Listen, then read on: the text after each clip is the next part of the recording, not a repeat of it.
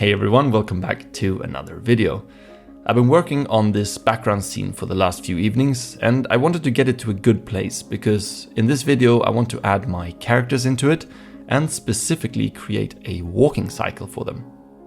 This is another shot made for my upcoming short film, and if you followed the content before you would have seen this shot of them unloading their van. So this new one will be a few shots later in the film as they're walking up through this Alpine landscape. But before starting on the characters, let's have a look at how this background was made. I started out, as most of the time, with a 3D based setup that I created in Cinema 4D. This was then roughly textured and rendered using Redshift to give it that realistic lighting that I want. As you can see, the render is lacking details, but they were all later painted in Photoshop. Let's just work our way through the layers here in Photoshop so you can see the steps I took. This could also just have been one flat layer, because when painting I prefer to build it up sort of naturally and I almost never go down the list of layers and paint on them. I keep adding on top. There might be one or two masks that I keep to separate some elements, but for the most part it's like adding paint to a traditional canvas where you just keep building on top of what's already there. What I did keep separate though is the foreground elements, because I wanted to have some parallax in the shot at the end, so they had to be kept on their own layer. So let's get on with the characters. They will stroll up this path from left to right, and I want to create a looping walking cycle so that I don't have to animate too many frames in the end. In this video I will only cover the making of one of them, but eventually there will be two guys walking. I'm using Photoshop's timeline features to animate, and this is all drawn on video layers. I'm animating in 12 frames per second. That's what the frame rate for all my characters in this film will be, and here I first block out the driving keyframe poses. When animating a loopable walking cycle, I found that it's helpful to move the contacting foot, meaning like the one that is currently weighted and on the ground, in sort of a linear speed as it moves backwards. That gives my characters a constant speed as he walks. It makes it easier later to animate him across the scene. This is quite a time-consuming process, of course, but as animators, this is something we learn to deal with. If we just focus on one bit at a time, we eventually get there. I start with 4 poses and then add in-between frames after that. The initial poses are when both feet are in contact with the ground, so fully stretched out, and when the legs pass each other. And that happens 2 times, of course, with either right or left leg forwards or backwards.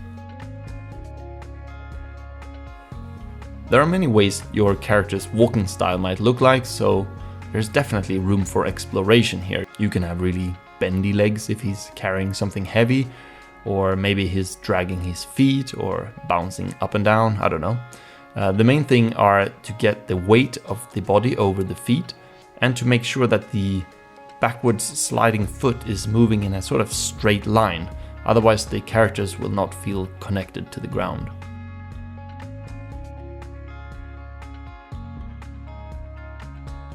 For the background for this scene, I took a lot of references from an area I visited last year, here close to Innsbruck. Currently it's snowed over and it's really hard to access, and not in the conditions you see here. But I will return when the spring comes to shoot some more references, as I really like the idea of this film being set in actual places. I have some scenes from Innsbruck in the film, and I think it would be cool if people could actually recognize the place and where it's set. This one is sort of a scramble of different locations within that area that I was mentioning, so it's not exactly the place, but it sort of captures the essence of it. Like I did for the shot where they unload the car, I animate in the resolution that they would finally be in. So these wider shots do look a bit pixelated as they are very zoomed in here. I don't mind that because I think eventually in the end they will blend better with the background this way.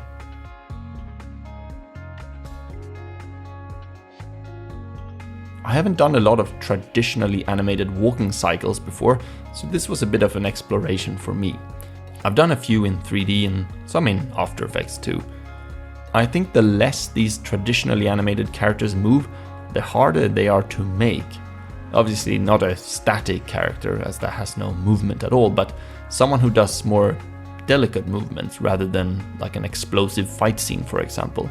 If the frames are widely different from each other, which you get in higher pace motion, it's easier to get away with things not matching perfectly.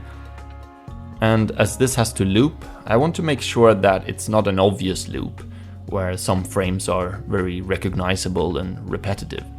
So it's a bit of a challenge. As this film is set in a sort of semi-realistic world, if I can call it that, I don't want the characters to feel overly animated. And with that I mean exaggerated movements, which you see in a lot of animations. Obviously my characters are stylized and not realistic looking, but I would like to find a good mid-ground where they act and move a bit more naturally. I think what I did for my previous film Sensations worked quite well, where I took the motion from live action footage and drew my characters over that. I'm not sure if I will use any of those techniques in this film, perhaps for more close-up acting shots if needed, but I would like to challenge myself in pure traditional animation for this one, so we will see.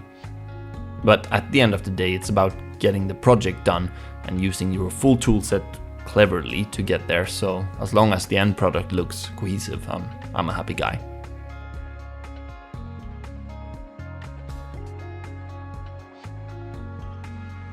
After a lot of work, we have a full walking cycle, and to color it I just kept adding video layers and drew the different body parts on them. It's always a slightly different structure for each of these scenes I make. Sometimes I draw it all on one layer, but it can be smart to work on different ones too. It all depends. When changing things I think it's a bit annoying with too many layers, but it's sometimes good to have things on separate ones as well.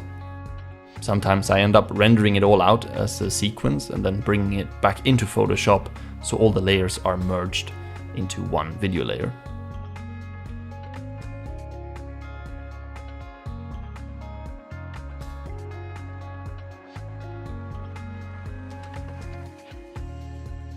Now let me show you how I put the scene together in the end. For the character Photoshop file, I turned off all the background references so that the character sits on a transparent background. Bringing that Photoshop file into After Effects, I can import it as footage, and that will keep its original frame rate, which is 12 FPS for this one. I dropped that into a new composition and added a shadow by duplicating the layer and making it a 3D layer. That way I could rotate it into the position so it matches the ground. In a composition above that, I looped the full animation a bunch of times to cover the entire sequence I want. And then I added that on top of my background, which I also imported into the project. Now the animation we currently made is walking on the spot without moving forward, so here I could add 2 position keyframes on my character composition to have my guy walk up this path here. It's a bit of a trial and error to find the correct distance for a number of walk cycles, so you will have to sort of play around until the feet are solid on the ground and not sliding around. I've previously been talking about frame rates for my animation, and I was not entirely sure what I wanted to do with this film, but I think what will work best is to have all the characters on 2s, meaning 12 frames per second, and all the movements of things like cameras and particles and everything that isn't hand animated on 1s, meaning 24 frames per second, basically the double frame rate.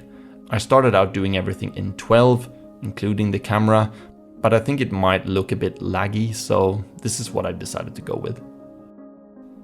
Now finally I want some camera movement in this shot, and I consciously made the background wider than the aspect ratio that I will render the film in, so that I had some room for panning on this specific scene.